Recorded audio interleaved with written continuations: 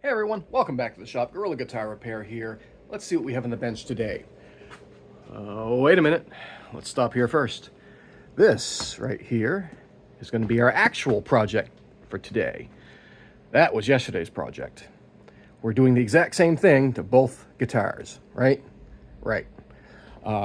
First, let's see what's in the case. Ooh, that's pretty. What we are going to do is refretify, that's a word now, this Gibson Les Paul Standard. We're going to be putting extra super jumbo 6100 frets on this bad boy. So stay tuned. We're going to show you how I took these off. We're also going to take a look at that one over there, see how I put them in. So, all right, stay tuned. See ya!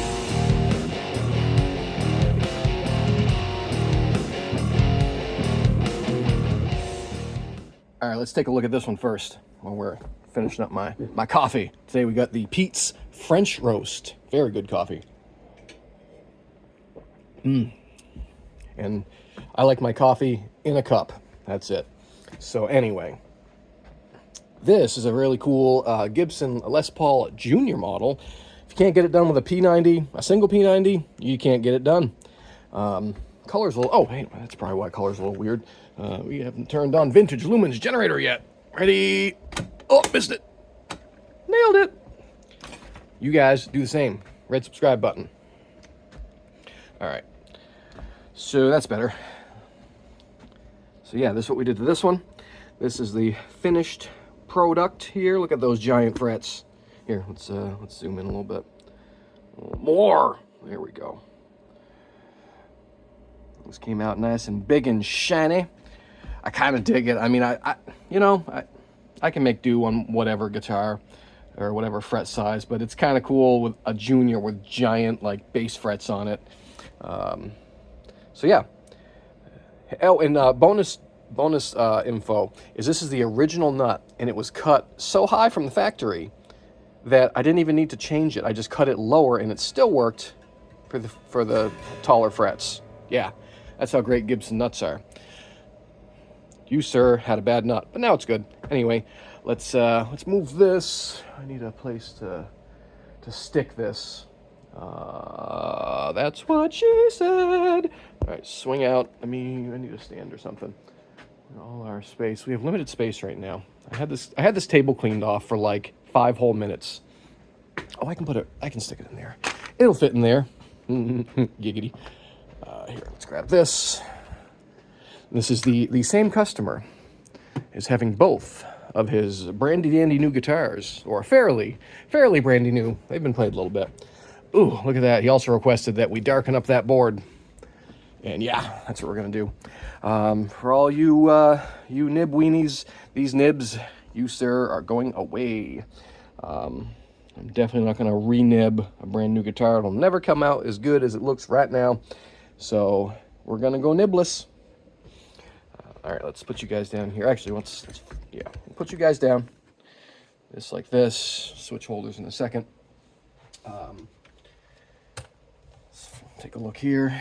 Oh, that's a nice back. Nice piece of wood there, huh? I like it. I like it. It's not too clown bursty. Some of them are really, really. Let's see. This is already so this is pretty new. We haven't set it up because we always turn the A-string saddle around because it's almost always flat and can't go forward anymore. Good job, Gibson. Yeah, this is just standard from the factory. Did they even cut the slots? Nope. Good job, Gibson. All right, so let's get the strings off of this. And thanks everyone for checking out the new videos. It's been a minute, I know. Trying to get them back on a more regular basis. We've had some big goings on at the shop. We'll have some pretty cool announcements coming up. You guys who've watched for a while or come in person. All right. But yeah, the next few months, things should be going in a very positive direction. So that's all we're going to say right now. That's all I have to say about that. But other things that we can say, I think I've already talked about a little bit. We have some new people, or actually new person. Andy's working up front at the Music Techs here in Manchester, New Hampshire, at the front counter. He's doing great. So come on in if you got stuff that needs working on. Or, if you're in the area, this is the real reason why I'm talking about this place right now, is we really could use some guitar techs. We're going to, we'll leave those in. Incoming Bosch. Oh, there it is. Yeah, we really need some guitar techs. We've got so much work. I'm just asking people to bring in more work, but we have so much work, and we have space for at least probably 2 more techs, but hey, 1 would be great. It's come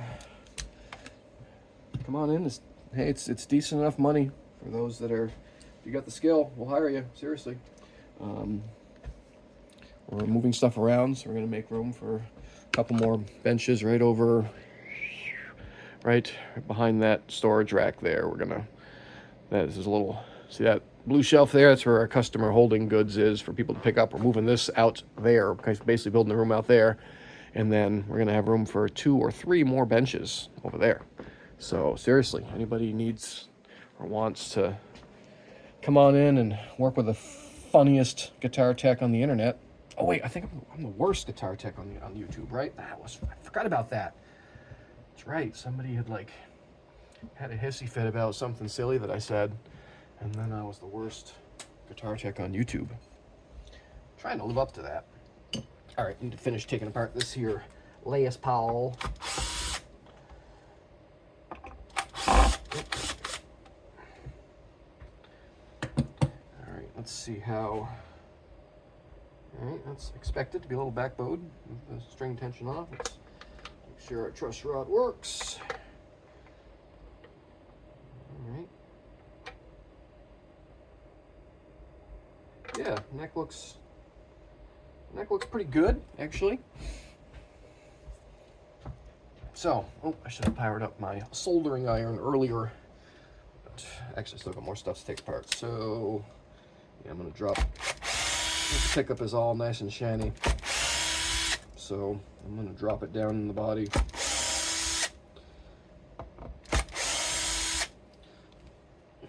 I might even see if all right, if this has quick connects, I might just totally remove both of them. Not have to worry about scratching up a brand new pickup. That would be fantastic.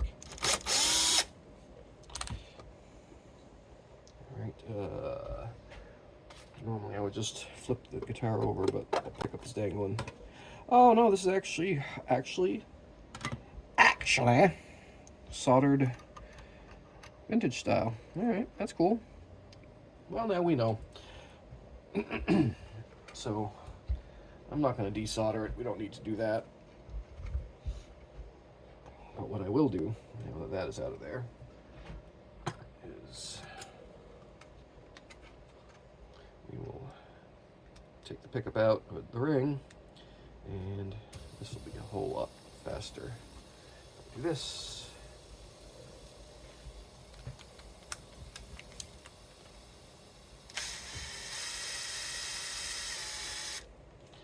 Okay.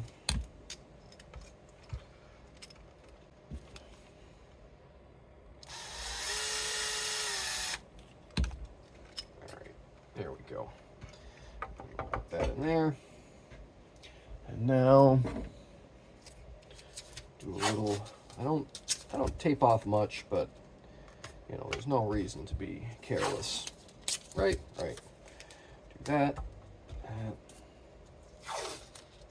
Also do this. Again, here, let's do that. I'm not going to leave this on. You shouldn't leave any kind of tape, but especially just regular painter's tape, on any lacquer finishes for any length of time. So if I had to finish this tomorrow, I'd try to remember to pull the tape off. It can burn new finishes, especially brand new guitars, because the finish is still soft. Soft-ish. All right, wow, that is so dry. Okay, where is... I need stuff. So, we're going to go over... Yeah, boy, glitched again there. We're going to go over my preferred method of removing frets. And that's with one of these, sanding block. Scuff them up.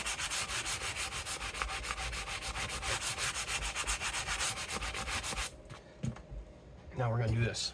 And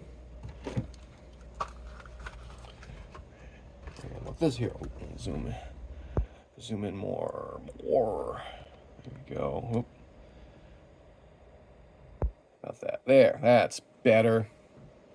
So, what this does, what the solder does, is it transfers heat directly into the fret, and it gets things heated much faster, better, gooder, safer. Watch. So, we start up here.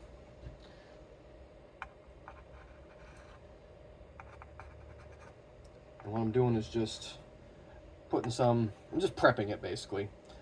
You don't have to do it like this. You can go one at a time and just pull each one. But I find this to be the most efficient way to do it. To do one type of job and then move on to a different type of job just seems more efficient to me. So there we go. And yes, I know, solder bad. I'll try not to, huff in the fumes. Be careful around the inlays. If it's pearl, real pearl, they'll take a lot before you can damage those. Basically glass, but those are not. So you can easily scorch, melt, set on fire, depending on the material. Those any plastic inlays. So let's move our parts so we do not lose our parts. Lose parts. It's not my guitar, so we can't lose parts. There, that's better. Ooh, these are parts from the other guitar. These are the set screws. Here we go. There we go. The set screws from the bridge. It was still a little flat and was all the way forward. I'm going to suggest a compensated wrap tail. Put those over there. All right, cool. Now, what we do? Let's get you guys. Where's the best way to view? Yeah, you can see like that. Here, and I'll even try to zoom when I'll zoom way in. Hopefully you guys can see. Where's my? There we go. This is what we do. Like that. And when the solder looks all nice and shiny and liquid, that's when you can tell the fret's ready to go. And we're going to go right through the end. Oh, that was pretty tight, isn't it? There we go. There it is. And then make sure that just as long as that solder still looks liquid across the top, you can keep going. Gibson does actually pretty decent work as far as seating their frets, so sometimes they can be difficult. Always heat your frets. It will prevent chippage, because they glue. Gibson glues the fret that's in. Some bonehead made some, I think it was pretty sure it was a troll post on the Luthier's page on Facey Spacey, and saying something about, never glue your frets in. A dumbass. It's like, okay, yeah, guarantee you, if it was probably a troll post, but if it wasn't, guarantee you this dude does not do good work.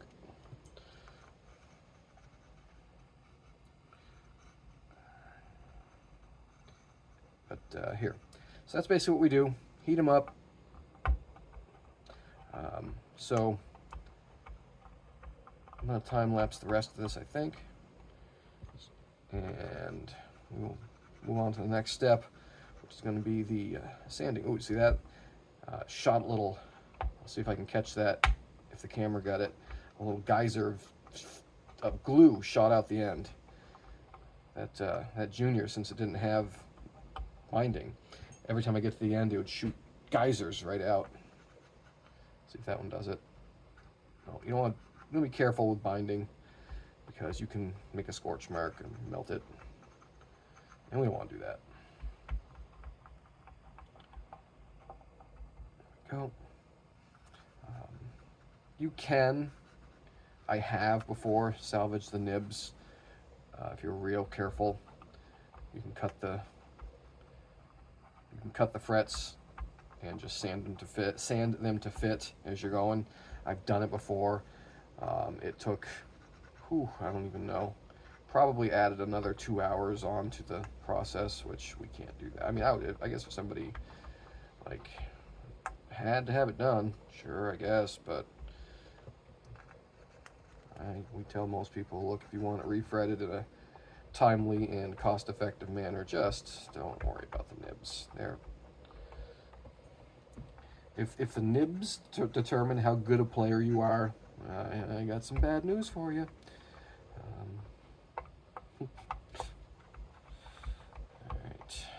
All right. So let's time lapse the rest of this. Now they're probably getting, yep, okay.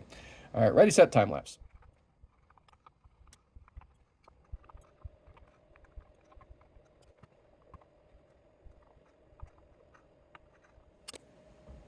All right, frets are out and looking good. Extremely minimalist chippage. I don't see very many at all. You can see marks where the tangs and the barbs came through, but no tear out, no chips. Beautiful. I love it. All right, let's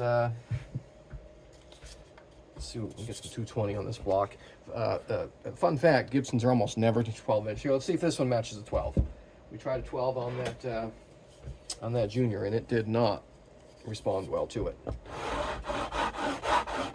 Usually Gibsons are more like 13 or 14. I know. But it is what you think of the pepper. Yeah. This one might be, no. Yeah, I don't think so. I don't think so, guys. Let's see. It's close. Maybe there's a compound on these. I don't know.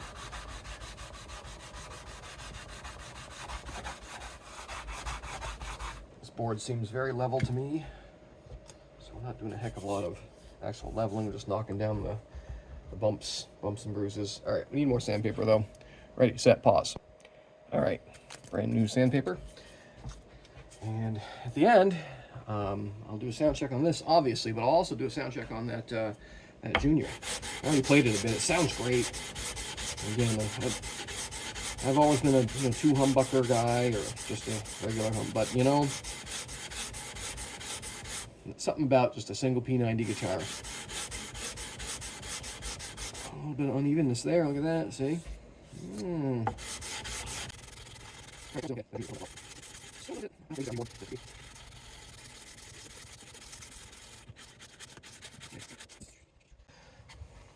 see what we got here. It's looking pretty good.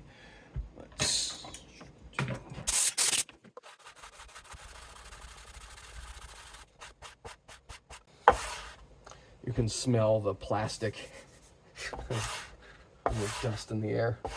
Sure, that's good for you. Oh, I can turn my soldering iron off. Hey.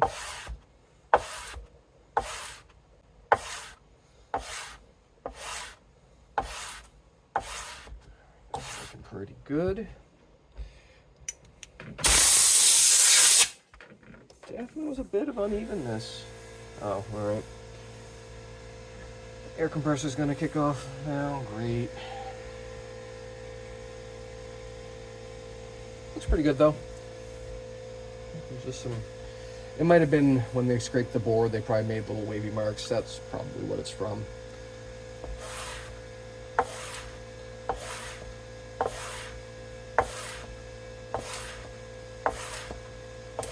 Look how dry this wood is, man.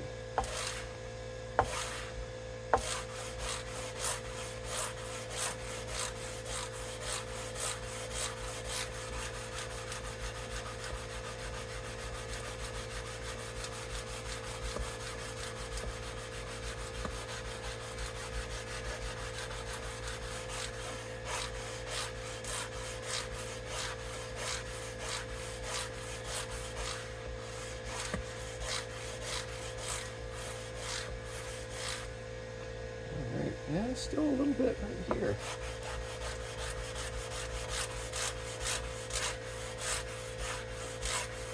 I'm not super worried about this spot here, especially if it's a little bit under.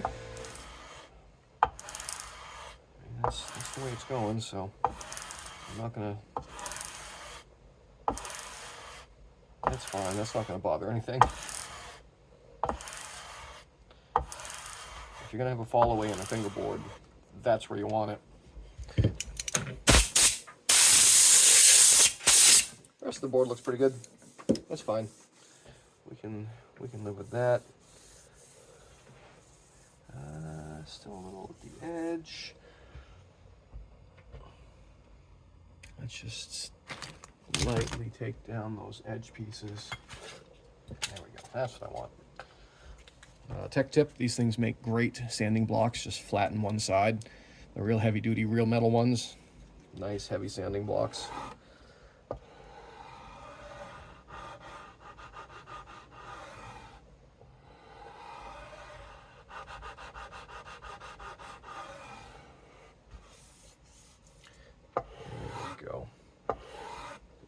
There's no bumps to the side.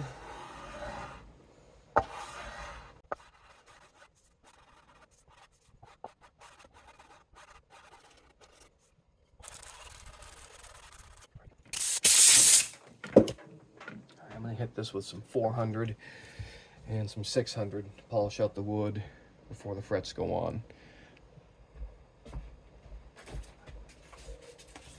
Ding.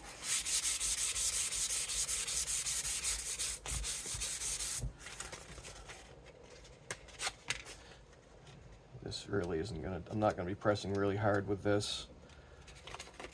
So this is just to smooth it out. Make the polishing process easier later.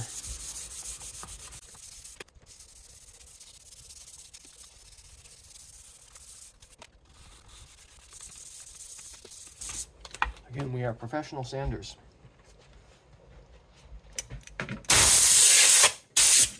Okay, before I go up any higher, let me cut the fret slots. Where is it? There it is. Ah, stab myself. This set up from yesterday. You guys like this part. Maybe I'll switch holders here in a second. And you can see it from the other angle. But this is the Stumac frets clearing bit. And you basically set this, I do anyway, so it's just a little bit deeper than your fret tang, and well, you do this. Watch.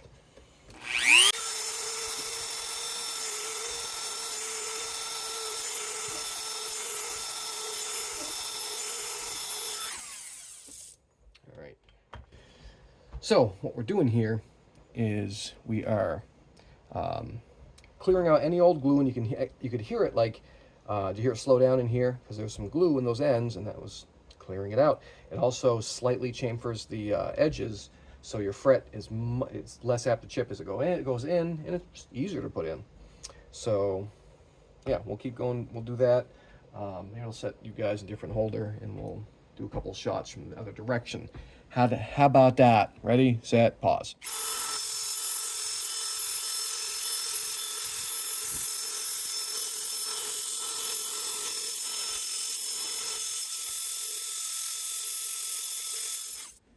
All right, so people have started to trickle in, so we're going to time lapse the rest of this out.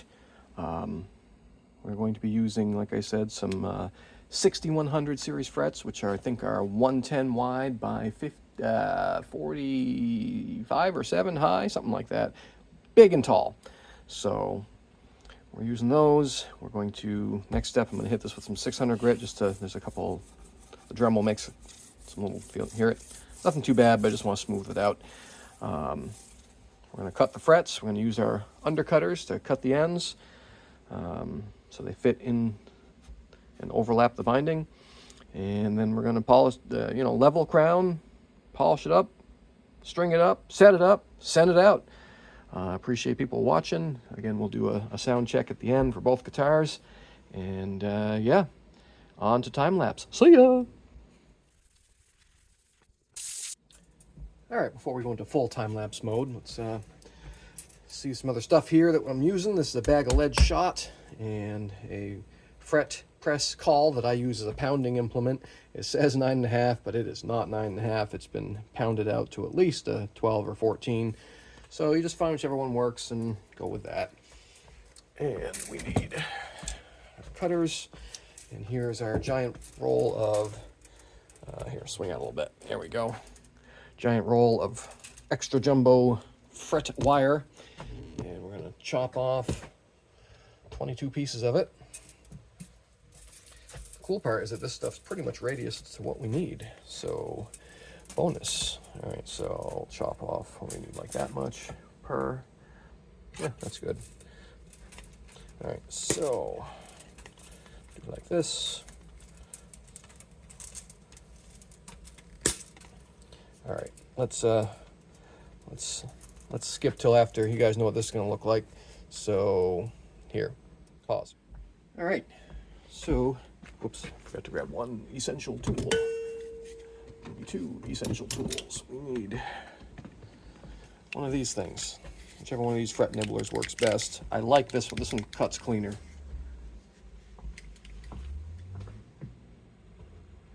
But basically, we're going to take every fret and do this with it. So, see, it's got tang underneath. We gotta go like this. All right, I think this one's gonna work best. Yeah, ooh, I'm gonna overcut that one because I wasn't looking what I was doing.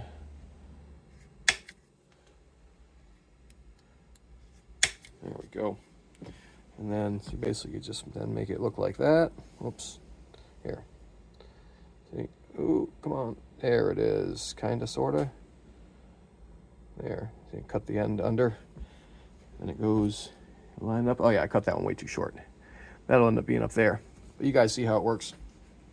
All right, now, you guys stay over there and we will get this process going. This is definitely going to be time-lapse because this is just nothing but boring, clipping, and pounding. So, go like this, and you can kind of see what's happening. All right? Again, thanks for watching. I appreciate it, and back to time-lapsing.